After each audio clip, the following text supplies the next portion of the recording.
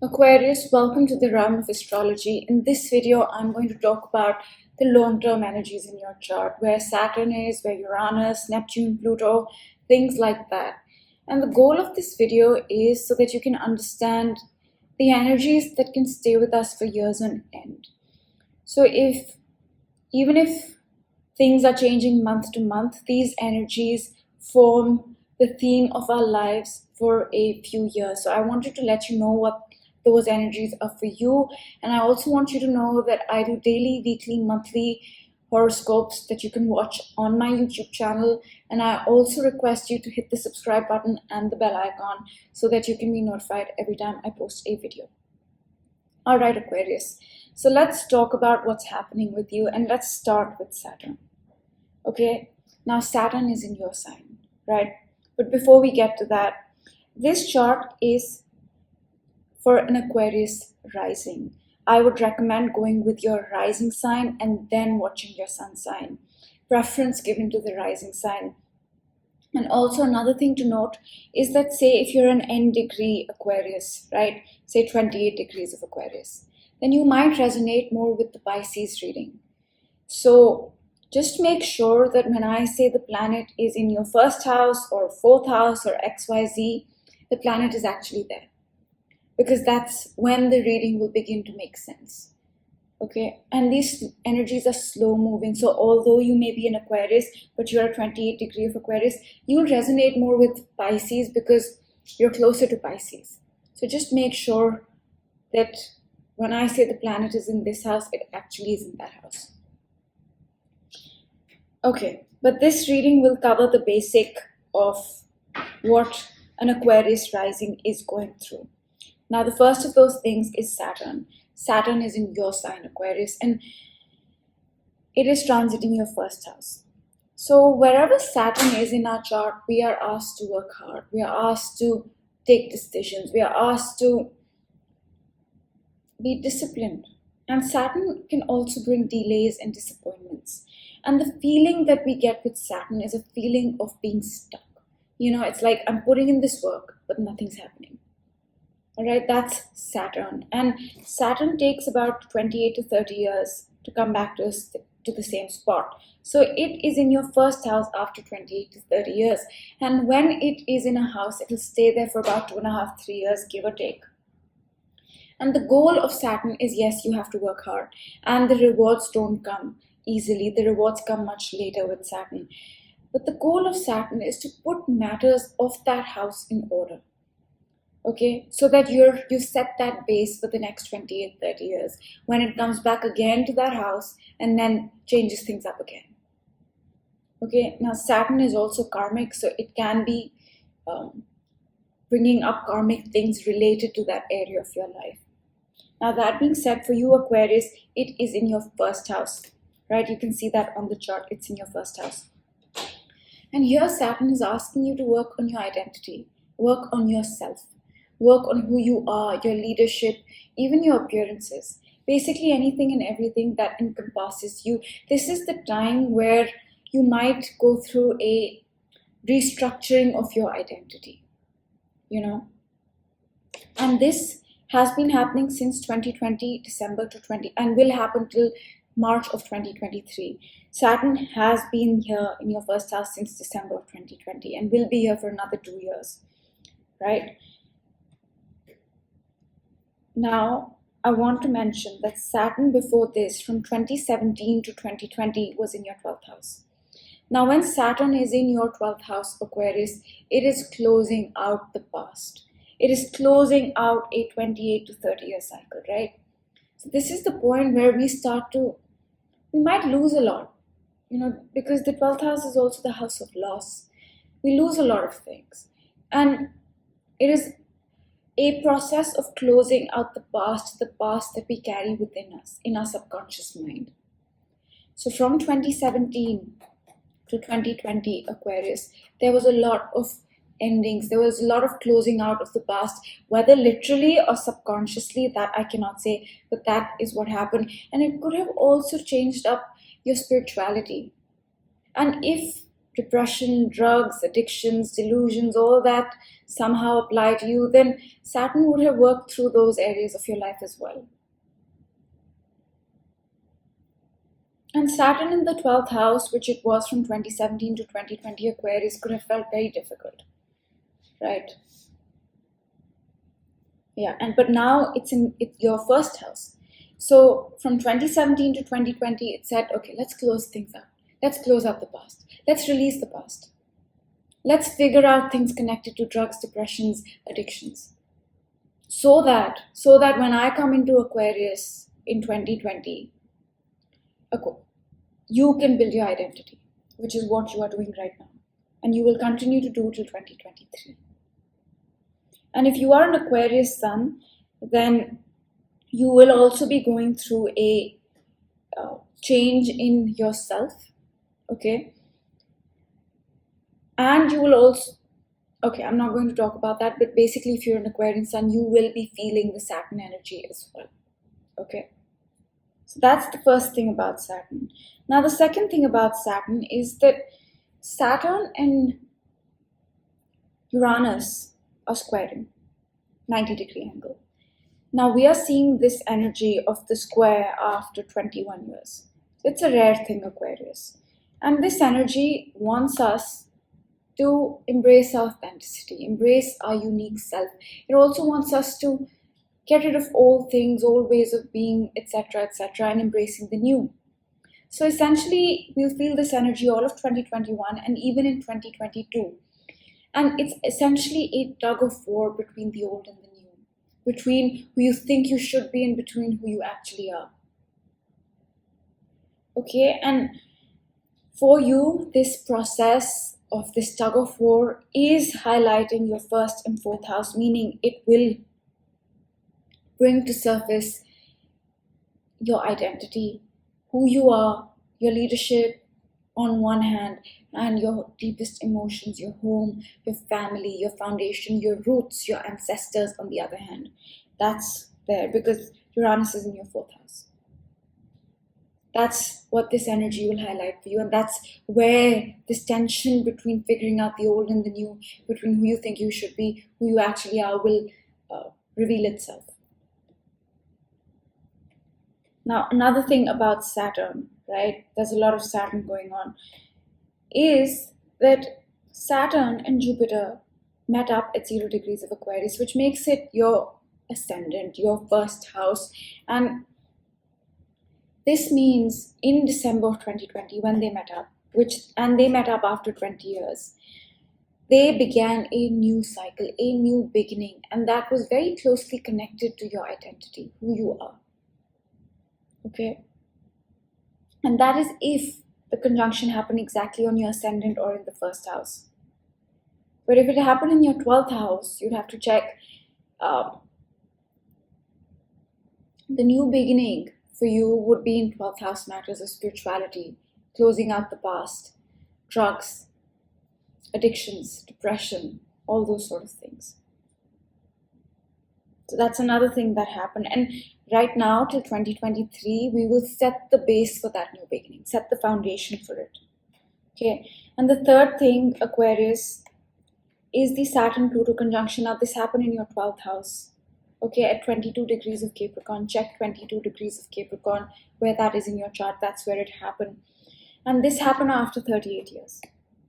38 years. So it closed out a cycle that began in 1982, in Jan of 2020, in a very powerful way. And for you, that ending, that beginning was connected to your subconscious mind, to the past itself, to your spirituality, to drugs, addictions, depressions, if that applies to you. And right now, we are in the process of understanding that. So that's Saturn, right? So right now, a lot that is happening for you is connected to Saturn, and it is in your sign. So when it is in your sign, it does not feel very easy. Okay, so you're going through a lot of Aquarius, a lot of changes in your identity, especially if you're an Aquarius rising. And Saturn here is also opposing your house of relationships, marriage, business partnerships, legal issues. So if you are seeing changes in that, area of your life, that's because Saturn is here opposing that. And will continue to do so till 2023 March. Now the next thing I want to talk about, Aquarius, we've done Saturn, now let's talk about Uranus. Now Uranus is in your 4th house, and wherever Uranus is, what does Uranus want? It wants us to be our authentic self, our unique self, right? And for that purpose, it'll get rid of things or bring things into your life. And Uranus energy is sudden and unexpected. So Uranus is in your 4th house right now, and it'll be here for 7 years till 2026. I think it's in Taurus since 2019 for good, yeah. I could be mistaken, but 2019, yes. And it'll stay for 7 years. So it's a very slow-moving energy. So for 7 years, Uranus is going to work on your 4th house matters. It might get rid of things or bring things into your life connected to your emotions, your family, your home, your foundation, that will push you towards being your authentic self. For example, if there is an emotion that prevents you from being yourself, being your authentic self, Uranus may just get rid of it. If there is a home, a location that will suit you more so that you can be your authentic self, then Uranus will help you get there. That's how Uranus works, and it's going to be here for 7 years.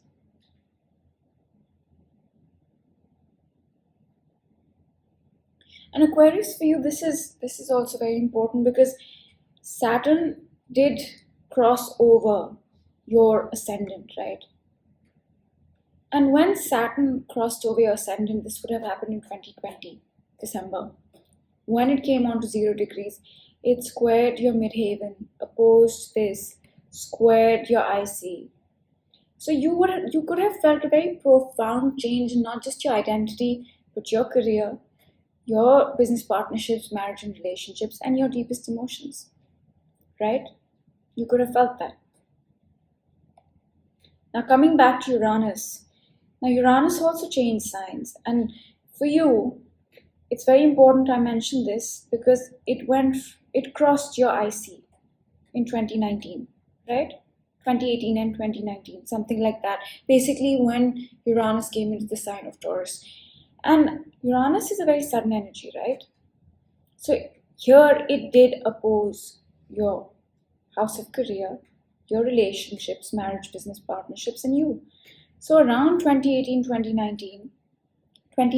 2019 beginning, it would have caused a sudden change in your deepest emotions, perhaps your relationship with others, perhaps even your career or your identity. And now it's in your 4th house. So these 2 planets are very important for you, Aquarius, because they are in 2 of the most important houses, and they've made angles, aspects with the most important points in the chart. 1st house, which is you, your identity. 4th house, which is your home, your family, and it did look at it did square your house of relationships and marriage, your career. So a lot of changes that would have been felt very majorly. Now let's talk about the next planet. Okay, now the next thing that we've spoken about Saturn, we've done Uranus, so let's talk about Neptune. Now Neptune has been in Pisces since 2011. So it's an extremely slow-moving energy, right? It's still in Pisces, and it's got a few more years before it leaves the sign of Pisces. And Pisces is your 2nd house, Aquarius. And wherever Neptune is, either we become very spiritual or magical, or it feels very magical, or through the areas of that house, we connect with the divine. Or it can feel like I'm so confused about these things in my life, because Neptune is also confusion. So for you, Aquarius, in your 2nd house, it could have made you feel very connected to the spiritual realm through your skills, through your values, or even your finances. I know that sounds odd, connecting to the spiritual world through your finances, but it is possible, right? It is possible to do that. One can realize that money is not everything, material possessions are not everything, and that can help you connect with the divine. Or it could have caused a lot of confusion for you in this area. What are my skills? What am I good at? It could have caused confusion about your own self-worth or about your values. What do I value? What do I not value? Or about your finances, it could have caused some sort of deception or some sort of confusion as well. And this has been happening since 2011, and it will continue to happen for a few more years. So that's Neptune. Now, the next thing that I'll talk about is Pluto, right? Pluto is almost, it's on your ascendant, you can say, right? It's finishing up in Capricorn. Now, it has been in the sign of Capricorn since 2008. 2008, so that's a long time. Now, Pluto takes 248 years to hit the same spot again. That's a long time. And it has been in your 12th house since 2008.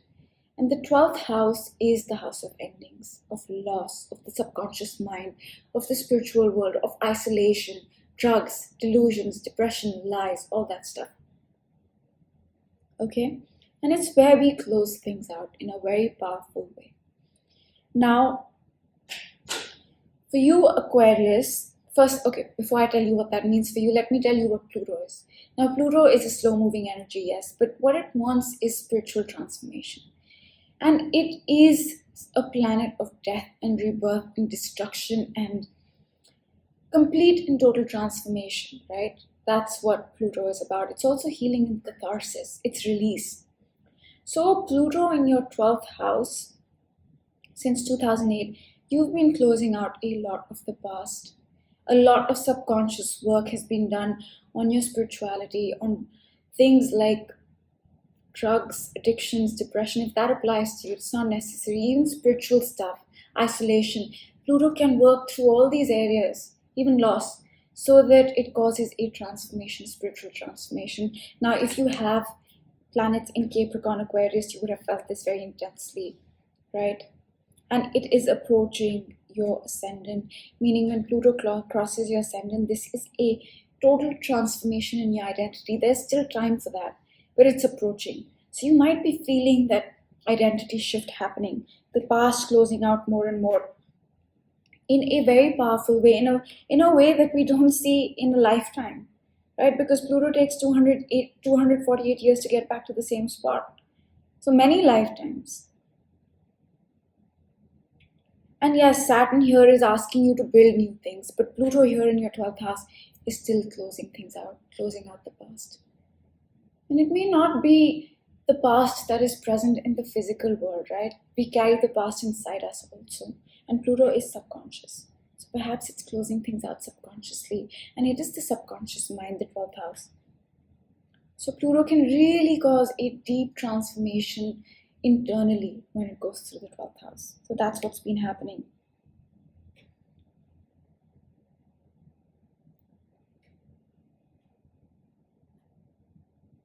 So we've done Pluto, Saturn, Neptune, Uranus. Let's talk about Jupiter. Now Jupiter, it spends about 1 year in each house, 1 year in each sign, and till May 13th of 2021, it was in your first house. So yes, you did close out the past. Now Saturn is asking you to build your new identity for the next 2 years. But in the past year, up till May 13th, Jupiter did give you gifts, did reward you, did heal you in some way when it came down to your identity, Aquarius. And it will retrograde back into the sign of Aquarius. I'm doing this on 9th July. This chart is for 9th July. I'm doing it on 8th July. 2021. Soon it will retrograde back into Aquarius. And when it does, you'll receive more gifts, blessings, rewards for the work you put into building your identity. Whatever work, little bit. So that's what Jupiter did in the past year till May 13th and will do for a few more months. So I think and re-enters Aquarius in July 28th. I could be mistaken, but that's the date that I remember.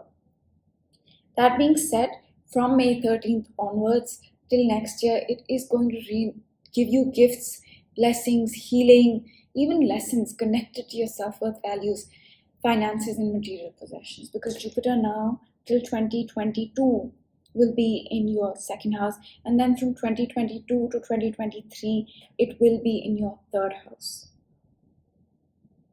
which means blessings, gifts, healing, lessons will be related to your immediate environment, your peer group, your mind, thinking, all those sort of things. Now let me explain. When Jupiter was in your first house, it will still re-enter your first house. It could have healed your identity, right? Or it could have brought some lessons connected to who you were. That's one example. In your second house, it could heal your self-worth. Or it could give you material gifts. That depends. That depends entirely on your chart and on you. And then in your third house, it could give you blessings connected to your immediate environment. Or if you are suffering from anxiety, Jupiter might come and help you deal with that. That's how it works, right? So I've told you what Jupiter is going to do in your chart till 2023. Now, I think we are just left with Chiron and the nodes. So let's talk about that real quick and then we'll close it out. Now, Chiron is in your third house. And Chiron is our deepest wound, but it's also how we heal. But the healing that comes with Chiron is bittersweet, right? It heals us by digging that wound deeper and deeper and deeper, till we reach a point where we say, hey, that used to bother me, not anymore.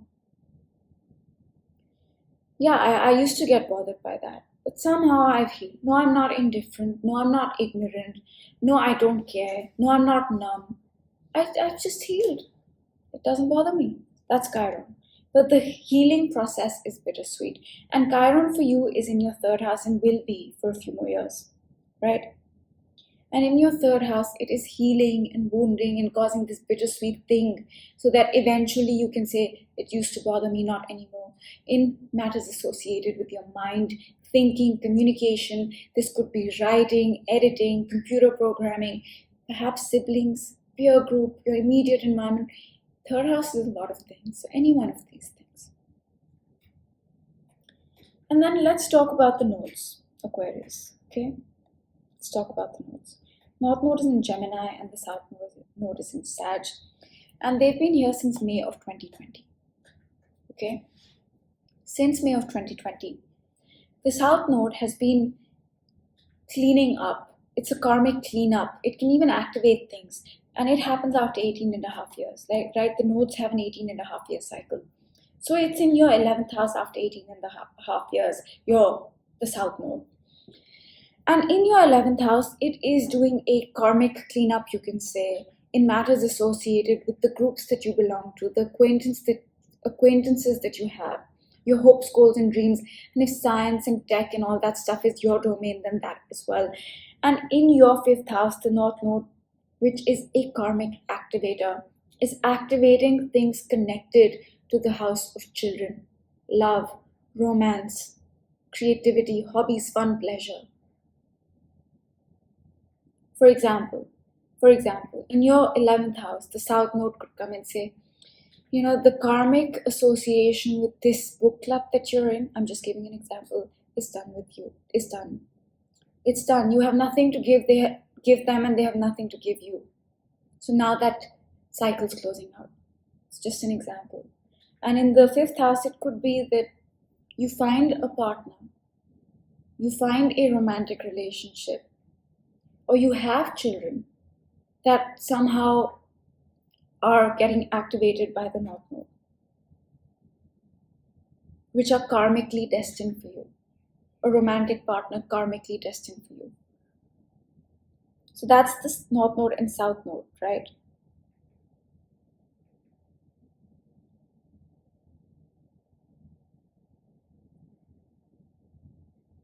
And after 2022, I think it's Feb, I'm not sure, but around Feb, the nodes are going to change. The South node's going to come into your 10th house and the North node's going to enter your 4th house, and that's where it'll start doing the karmic cleanup and karmic activation, right? So in your 10th house, the South node might clean up things connected to your career. For example, if there is a business that you are working on, it might say, that old way of doing the business is done. It's old, it's karmic. Or the business itself, you've learned what it was karmic and that karma is closed. So that's how it works. Or it might even bring new things. It might. I'm just giving examples, but the karmic stuff will happen connected to your house of business, public life, career. And in your fourth house, the North Node will activate that. So things connected to your emotions, your family, your foundation, your home, your physical home as well, where you live, that will get activated. You might change location, or you might have some sort of change in your deepest emotions. What it is for you, that I cannot say, but something connected to those areas.